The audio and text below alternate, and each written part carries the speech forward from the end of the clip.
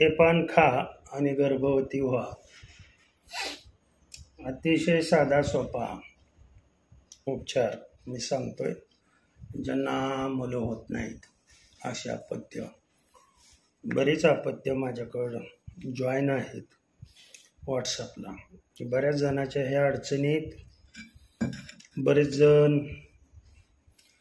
लाजतात. त्यांच्यासाठी हा व्हिडिओ. तर सर्वांना नमस्कार. अनुभवाचे जे बोल आहेत ते अनुभवाचे बोल मी नेहमी आपल्या चॅनलवर टाकत असतो. आजचा विषय अतिशय महत्त्वाचा आहे. का होत नाहीत, कशामुळे होत नाहीत, काय कारण आहे हे सांगत बसून मी व्हिडिओ लांब करू इच्छित नाही. अगदी साधे सोपे 2 उपाय. नवरा बायकोचं जे कपल आहे त्यात बायकोने काय करायचं आणि नवऱ्याने काय करायचं आणि कधी करायचं, कोणत्या वेळेला करायचं,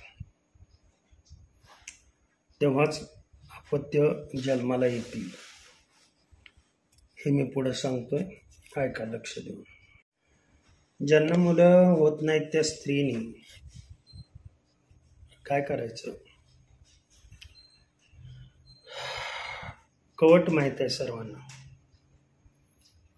कवटीचं झाड. आता ह्या कवटीला वेगवेगळे शब्द आहेत. या कवटीच्या झाडाला इंग्लिशमध्ये वूड ॲपल असं म्हणतात. हिंदीमध्ये याला कबिट असं म्हणतात. गुजरातीमध्ये ह्याला कोटुम म्हणतात. कोटुम लक्षात ठेवा. तामिळी भाषेमध्ये जर विचार केला तर बेलामारम. नावं लक्षात ठेवा. बंगाली भाषेत जर विचार केला तर कपेल बेल आणि कर्नाटकी भाषेमध्ये म्हणजे कन्नड भाग इकडचा याला बळवल असं म्हटलं जातं. तेलुगू देशाचा जर तेलंगणा इकडच्या देशाचा जर विचार केला तर ह्याला यलांगाकाया असं म्हटलं जातं. यलांगाकाया ही नावं लक्षात असू द्या. वूड ॲपल किंवा कबीट किंवा कोटुम किंवा बळवल ही नावं किंवा बेलामारम ही नावं तुम्हाला माहीत असावीत याच्यासाठी सांगतोय. परंतु महाराष्ट्रामध्ये सर्वकडं हे कवटीचं झाड म्हणून प्रसिद्ध आहे. या कवटीच्या झाडाची काय करायचं. 7 पानापासून, कवटीच्या 6-7 पानापासून चांगली मध्यम स्वरूपाची, म्हणजे जास्त कवळी बी नसावीत आणि जास्त निबर बी नसावीत, अशा 5 चमचे रस निघाला पाहिजे एवढं लक्षात ठेवा. या 5 चमचे रसामध्ये थोडीशी साखर टाकायची. 5 ते 10 ग्रॅमच्या दरम्यान. ती रस चांगला हलवायचा. स्त्रियांसाठी हे सांगितलं मी.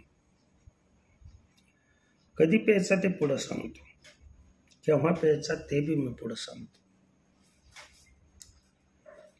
आता पुरुषांसाठी कवटीच्या झाडाचीच 5-7 पानं घ्यायची आहेत. परंतु कोणती घ्यायची आहेत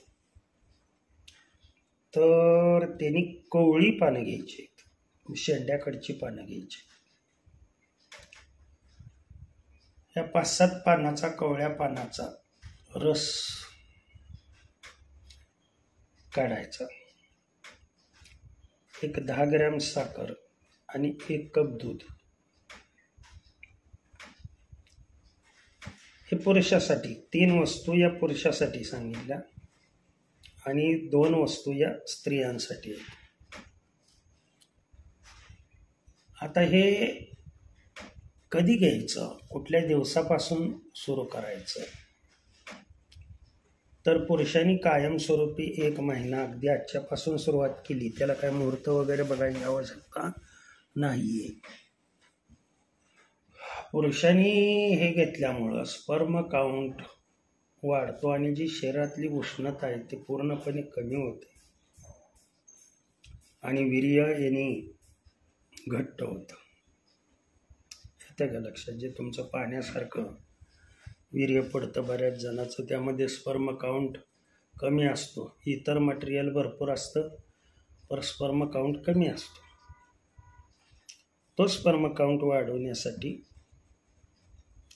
पुरुषांनी हे दररोज सायंकाळी झोपताना पुरुषांसाठी सांगितलेलं ते घ्यायचं. आणि स्त्रियांनी कधी घ्यायचं ते सांगतो. स्त्रियांनी मासिक पाळीच्या पहिल्या दिवसापासून घ्यायला सुरुवात करायची. ज्या दिवशी पिरियड येतो त्या दिवसापासून कंटिन्यू सकाळी घ्यायचं. पुरुषांनी संध्याकाळी घ्यायचं आणि स्त्रियांनी सकाळी घ्यायचं.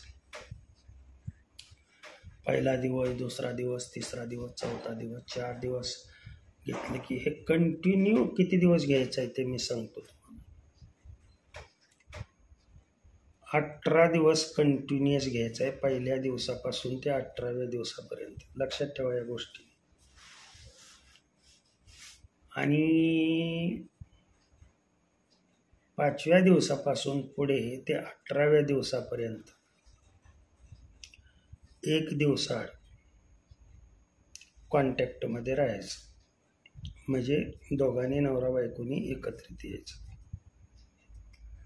समजा 5व्या दिवशी आला तर 6व्या दिवशी गॅप द्यायचा, 7व्या दिवशी यायचं, 8व्या दिवशी गॅप द्यायचा, 9व्या दिवशी यायचं, पुन्हा 10व्या दिवशी गॅप द्यायचा, 11व्या दिवशी यायचं.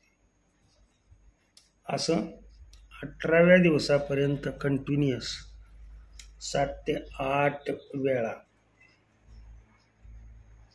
कॉन्टॅक्टमध्ये येणं फार महत्त्वाचं आहे. 18 ते 19 दिवसापर्यंत. मात्र ड्युरिंग द पिरियड मेन्स्युरल सायकल कुठलाही कॉन्टॅक्ट ठेवायचा नाही आहे. 5व्या दिवसापासून पुढे मी सांगितलं अल्टरनेट डेला हे प्राशन कंटिन्यू करा, नो प्रॉब्लेम. 18, 19, 20 दिवस झाले की स्त्रीने गॅप द्यायचा 10 दिवस. दुसरी मेन्स्युरल शक्यतो पहिल्याच मेन्स्युरलमध्ये प्रेग्नंट राहते. पण समजा खूपच आजार वगैरे असे जर प्रॉब्लेम असतील तर मग मात्र दुसऱ्या वेळेला ही तसंच रिपिटेशन. पुरुषांनी मात्र कंटिन्यू हे चालूच ठेवायचं 2 ते 2.5 महिने. म्हणजे जोपर्यंत आपणाला शुभ बातमी येत नाही कानावर तोपर्यंत हे चालू ठेवायचं. माझ्या मते लक्षात आलेली असावी गोष्ट.